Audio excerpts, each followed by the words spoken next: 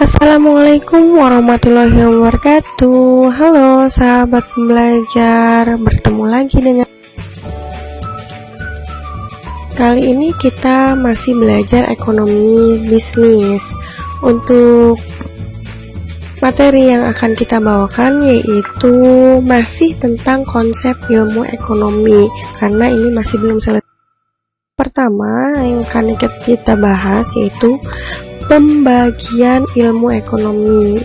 Pembagian ilmu ekonomi ini terbagi menjadi 3, yaitu ilmu ekonomi teori, ilmu ekonomi deskriptif, dan ilmu ekonomi terapkan. Nah, untuk ilmu ekonomi teori ini terbagi menjadi 2, yaitu ilmu ekonomi mikro dan ilmu ekonomi makro. Untuk ilmu ekonomi mikro sendiri lebih diartikan sebagai ilmu ekonomi kecil. Nah, untuk ilmu ini, ilmu yang mempelajari dan menganalisis bagian-bagian tertentu dari keseluruhan kegiatan perekonomian. Untuk ilmu ekonomi mikro ini yang dipelajari adalah bagaimana konsumen sebagai individu membelanjakan pendapatannya agar dapat mencapai tingkat kepuasan maksimum. Selain itu, di dalam ekonomi mikro dipelajari juga bagaimana seorang produsen meningkatkan keuntungannya yang dihubungkan dengan jumlah biaya produksi dan berbagai bentuk pasar yang akan dimasukinya. Nah, yang kedua, kita bahas ilmu ekonomi makro. Untuk ilmu ekonomi makro ini merupakan ilmu yang menganalisis kegiatan perekonomian secara keseluruhan. Contoh yang dianalisis dalam ilmu ekonomi makro diantaranya pendapatan nasional, pengeluaran pemerintah, tingkat investasi, kesempatan kerja, dan tingkat harga pada umumnya.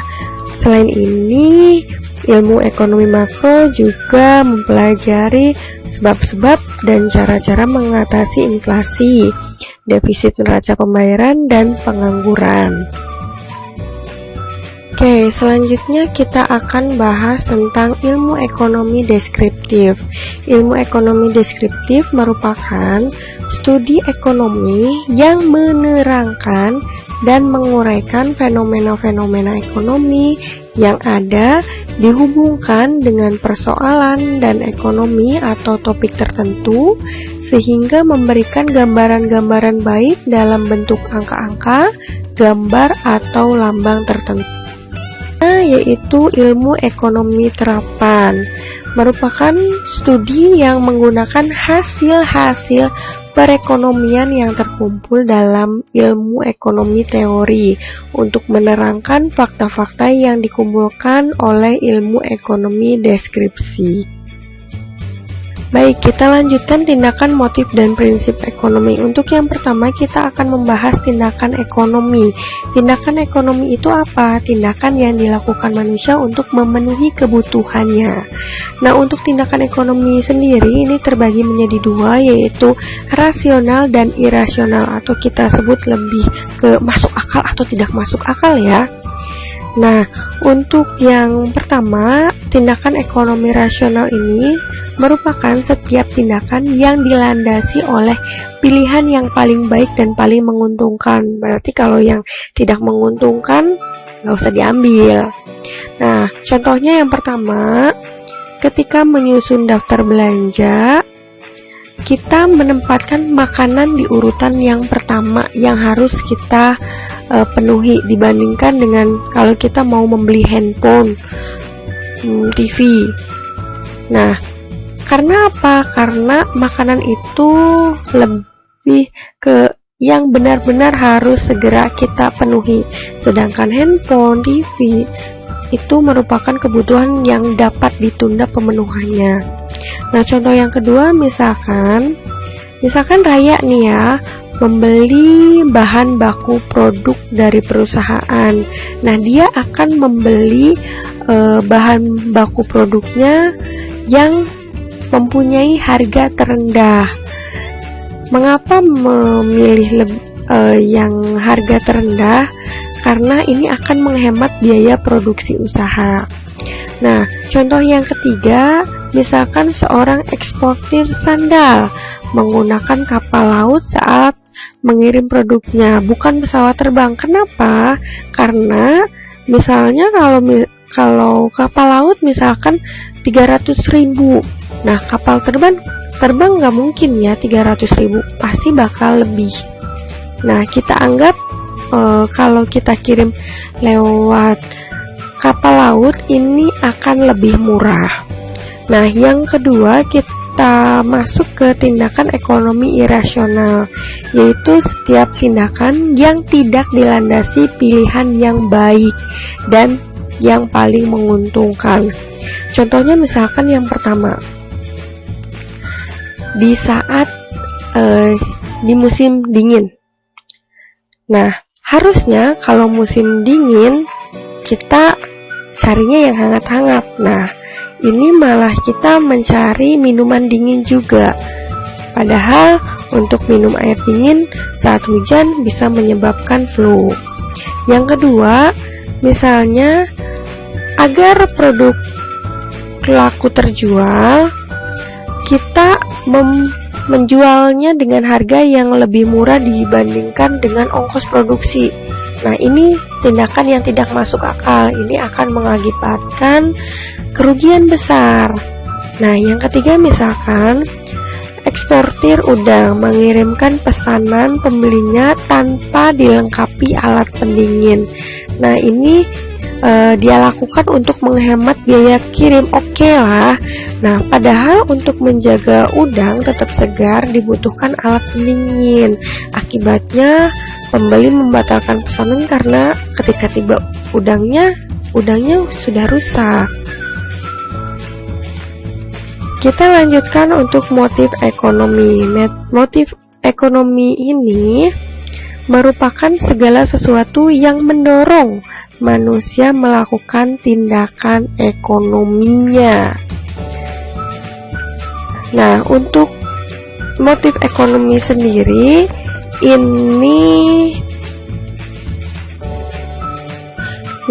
untuk motif sendiri ini ada dua, yaitu motif intrinsik dan motif ekstrinsik. Motif intrinsik ini lebih ke motif yang datangnya dari diri manusia itu sendiri. Nah, untuk yang kedua, motif ekstrinsik ini motif yang datang dari lingkungan. Oke, motif ekonomi secara umum terdiri atas motif untuk memenuhi kebutuhan, untuk mendapatkan laba, untuk mendapatkan kekuasaan ekonomi, untuk mendapatkan penghargaan, untuk mendapatkan motif sosial. Kita lanjutkan untuk prinsip ekonomi. Prinsip itu berarti pedoman, ya.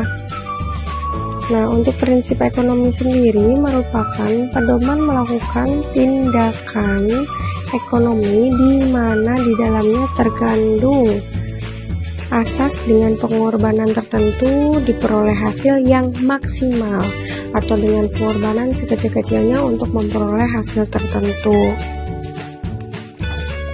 Nah, untuk penerapan prinsip ekonomi dalam kehidupan sehari-hari membuat kita dapat berpikir ekonomis dan bertindak ekonomis. Nah, untuk berpikir ekonomis itu apa sih?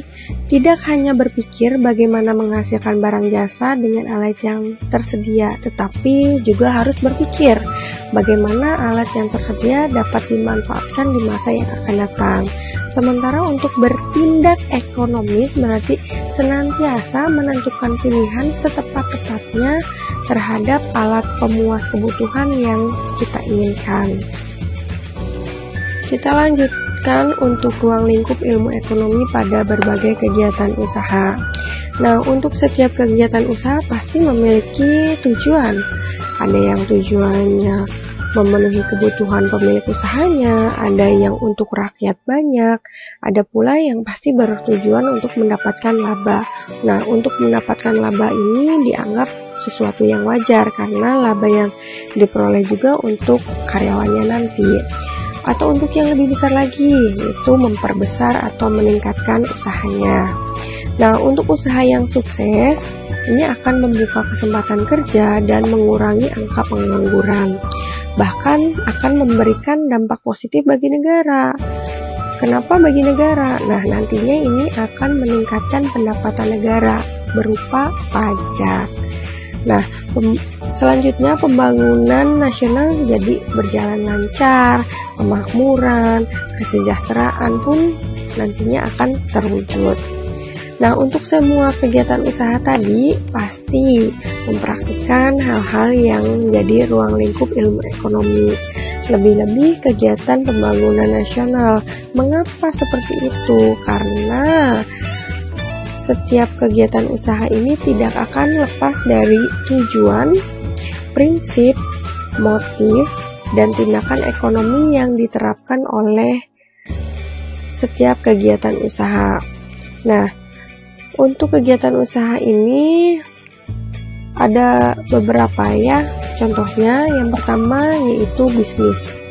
Nah, untuk bisnis ini merupakan usaha komersial dalam dunia perdagangan. Kegiatannya pasti berkaitan erat dengan pembelian, pengangkutan, pergudangan, dan asuransi.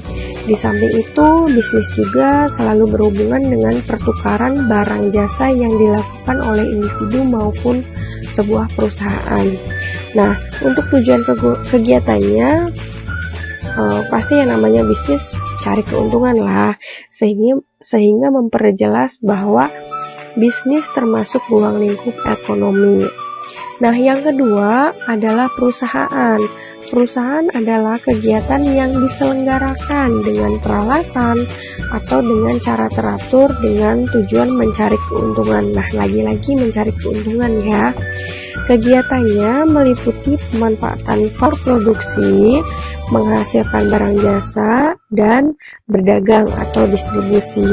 Semua kegiatan ini dijalankan berdasarkan prinsip-prinsip ekonomi seperti efisien dan efektif.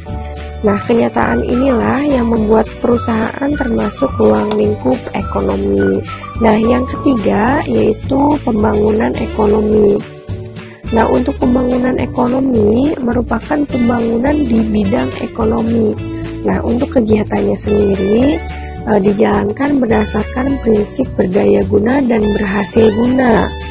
Adapun tujuan pembangunan ekonomi untuk mewujudkan Kepulauan Nusantara sebagai satu kesatuan ekonomi demi tercapainya kemakmuran dan kesejahteraan rakyat. Namun demikian, bisa disimpulkan setiap kegiatan usaha pembangunan ekonomi termasuk ke dalam lingkup ekonomi. Jika ada pertanyaan, boleh tulis di dalam kolom komentar. Jangan lupa untuk subscribe, like, dan share. Terima kasih. Wassalamualaikum warahmatullahi wabarakatuh.